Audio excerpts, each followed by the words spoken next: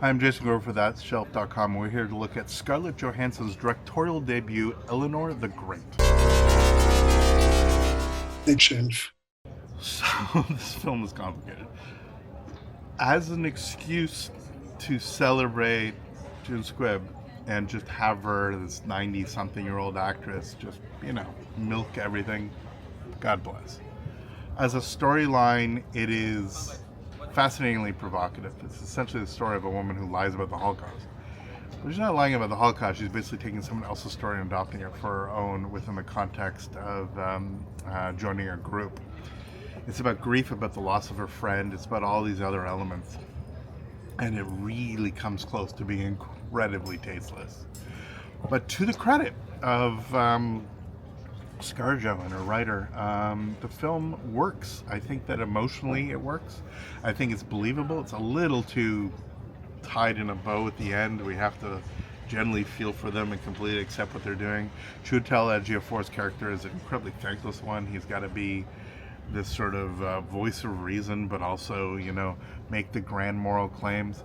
But I really think that audiences will totally respond to this. It's just edgy enough to feel that there's something risque taking place, but also accessible enough that audiences will absolutely respond to it. I would program the hell out of it, to use a different context. I think that the direction is strong. Scarlett elicits really great performances. It's not one of these that this grand starlet is making the film all about herself. It very much feels a blend of the comic and the dark.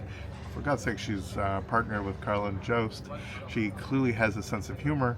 But Johansson also brings, again, a sort of moment of a big swing between the tragic and the comic, and tonally, it for the most part really works. So it should raise all kinds of broader questions about people who say things about the factuality of events, like the Holocaust and like others.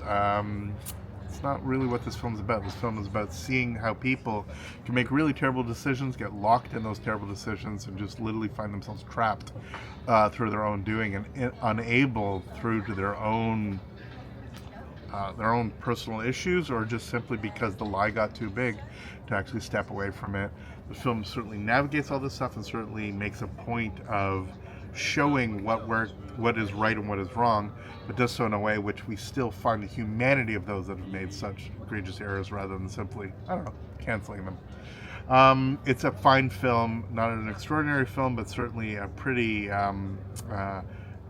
well structured and much less esoteric or artsy or masturbatory than so many of these big actors that take on the directorial chair. I really think that Johansson demonstrates true skill here in actually not only eliciting the performances, but ensuring a very hard story to navigate. To get the tone right is actually done with great sophistication.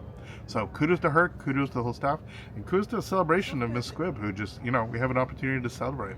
There are worse things. For ThatShelf.com, I'm Jason Grover. Thank you so much for watching. Subscribe, follow us on social media. We'll see you next video. All the best. Take care.